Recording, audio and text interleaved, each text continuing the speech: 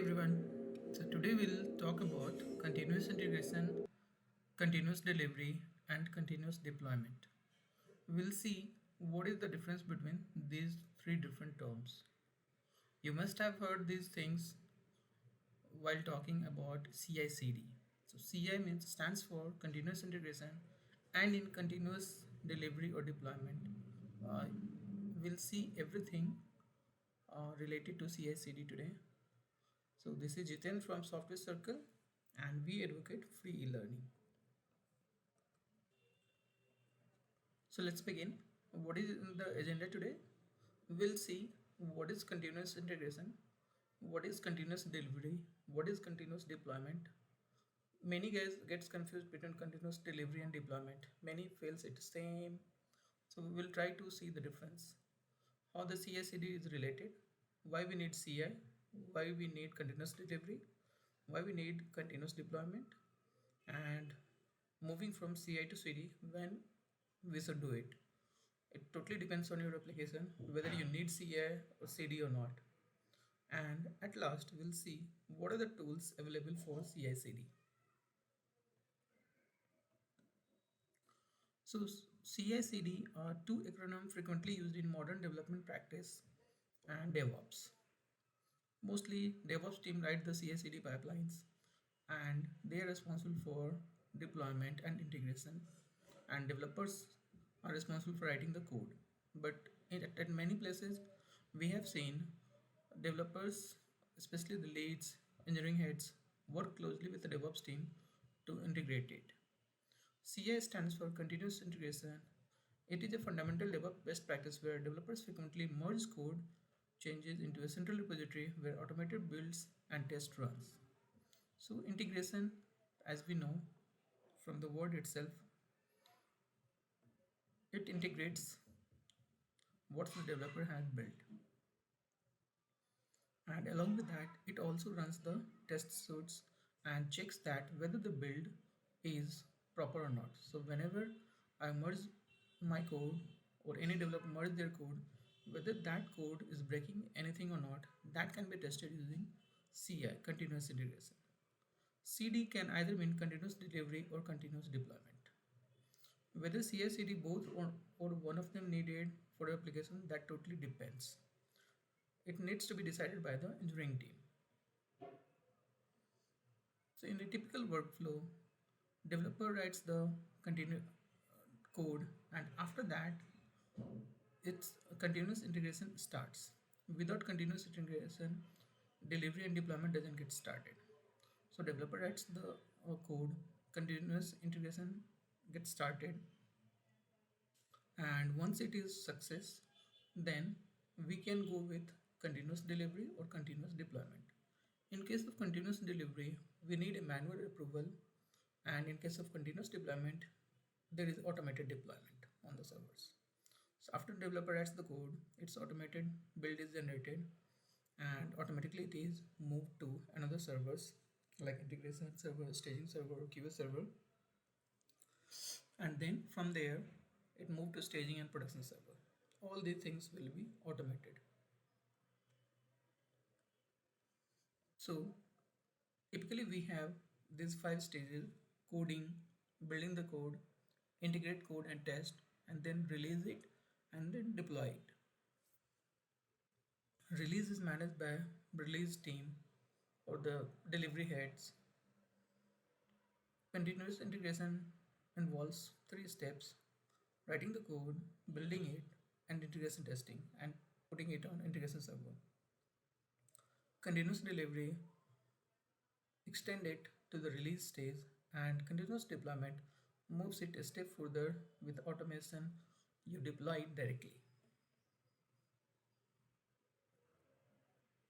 Whether you need manual release or automated release on the production server, it totally depends on your application and the business use case. In continuous delivery, we can see unit test,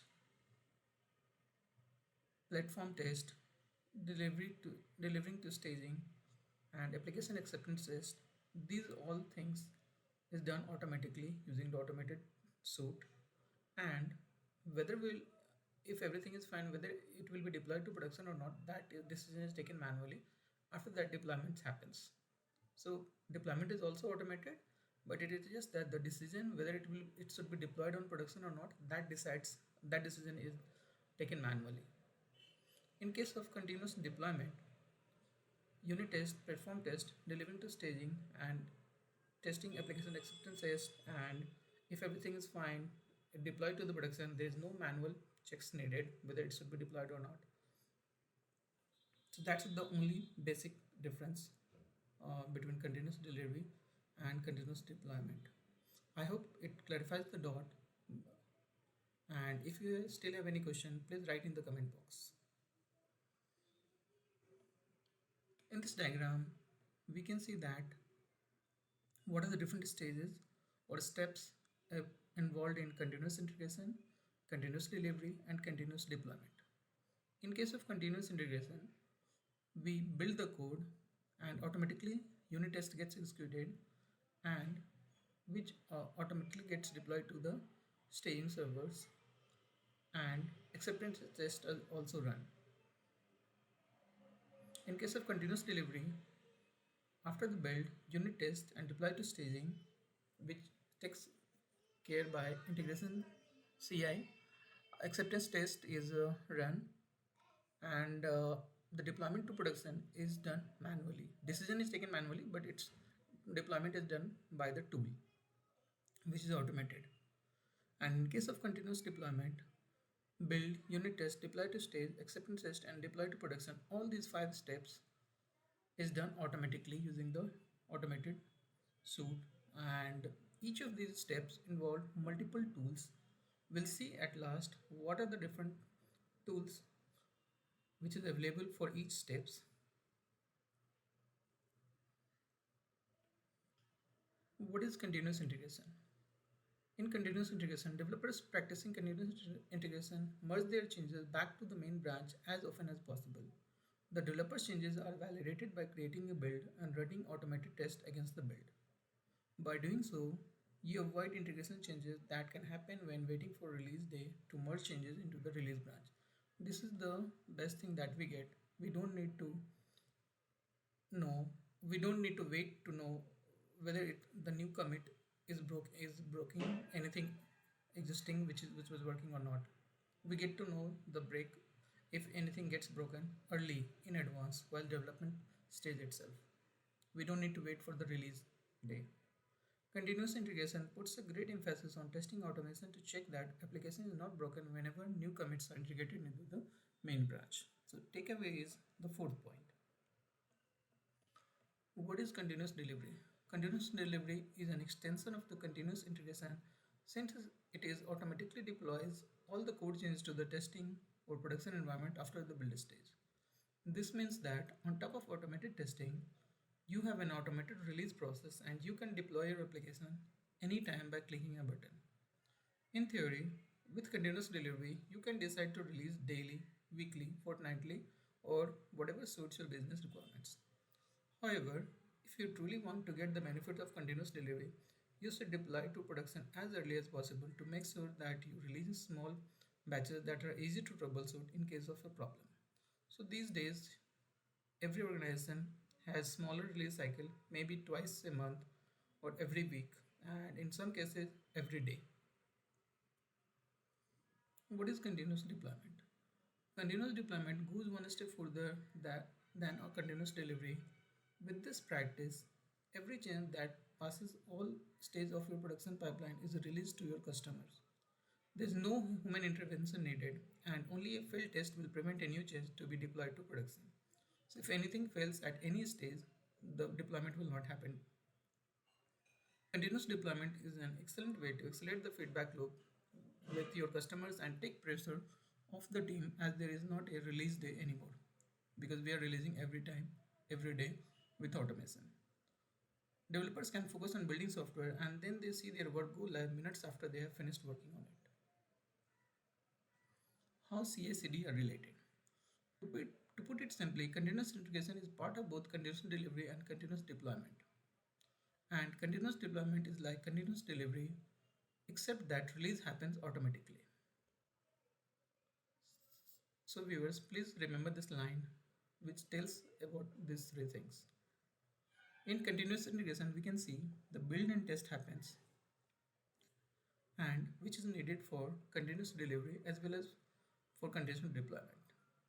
But in case of continuous delivery, deploy to production is manual decision, and in case of continuous deployment, deploy to production is automatic. And rest of the steps like acceptance test, deploy to staging, smoke test, these remain same in both continuous delivery and continuous deployment. If you want, you can pause the video and look to it again. Just to add to this, here we can see the dev team write their code on which then application test runs and deploy it goes to the integration server, and integration test also runs on it. Unit test and integration test. Continuous delivery extend it and then continuous deployment extend it to the production server. In case of continuous delivery, after the integration test, everything is fine. Then it goes to the acceptance testing, and in case of continuous deployment, it goes to till the production.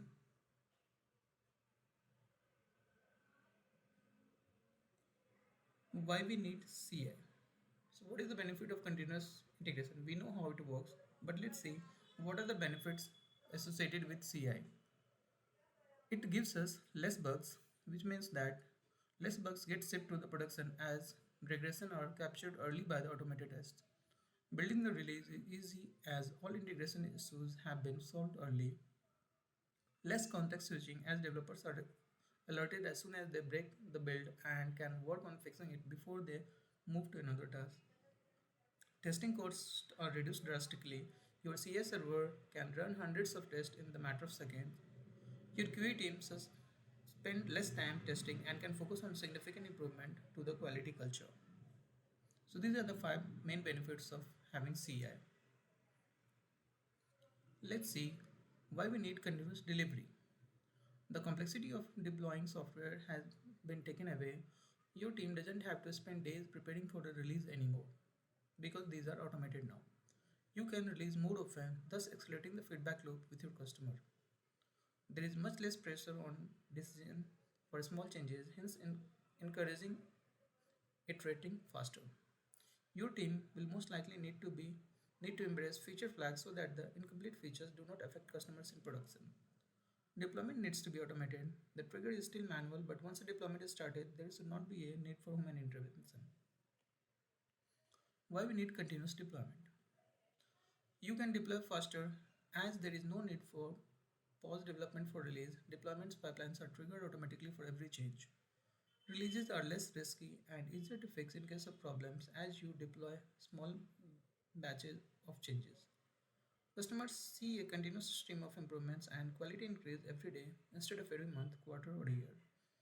Feature flags become an inherent part of the process of releasing significant changes to make sure you can coordinate with other departments such as support, marketing, PR, etc. And testing culture needs to be at its best. So it improves the testing culture as well. The quality of your test suite will determine the quality of your release. So these are the important benefits why we need continuous deployment. Moving from CI to CD. If you are just getting started on a new project with no users yet, it might be easy for you to deploy every commit to production. So in that case, you may not need from CI to CD because you don't have much thing to do. You don't need to take care of much thing because you have very less users. You could even start by automating your deployments and release your alpha version to your production with no customers. Then you would ramp up your testing culture and make sure that you increase code coverage as you build your applications. So these are the different steps I'm explaining moving from CI to CD. By the time you are ready to onboard users, you will have a great continuous deployment process where all new changes are tested before being automatically released to production. But if you already have an existing application with customers, you should slow things down and start with continuous integration and continuous delivery. Start by implementing basic unit tests that gets executed automatically. have seen many projects, many applications, they have adopted to CI/CD very later on. So it doesn't mean you, or from the first day itself, you need CI/CD pipelines. You should try automating your deployments as soon as possible and get to a stage where deployments to your staging environments are done automatically. This will save you a lot of time. The reason is that by having automatic deployment, you will be able to focus your energy on improving your test rather than having periodically to stop things to coordinate a release. Once you can start releasing software on a daily basis, you can look into continuous deployment, but make sure that the rest of your organization is ready as well. Documentation, support, marketing, these functions will need to adapt to the new cadence for release, and it is important that they do not miss on significant changes that can impact customers. Now we'll move to see what are the different tools that help us to achieve the CI/CD. So when a project starts, we do requirement gathering, we plan the task. Once we plan the task, we start writing the code. Once we start writing the code, after that tools become more useful to us. For example, to commit the code, build the code, we use Git or Bitbucket. It is a version control system for a code. At the deployment, we need Ansible or Docker we use. For testing, integration performance and acceptance test, we use Maven or Jenkins or Selenium. And monitoring, for monitoring purpose, we use Nagios, Senso, application performance and optimize, which help us for application performance and optimize. In this diagram also we can see different tools which help us at different stages of CI/CD, such as for source code and version control we used IDE, GitLab, GitHub, and for testing we have robotic testing, we have Testimony. Environments, we have for environments we use SnapOps, and for configuration management, it means for server provisioning we can use Ceph, Ansible, Puppet, and for deployment we can use Google Cloud, Amazon, AWS, or Microsoft Azure.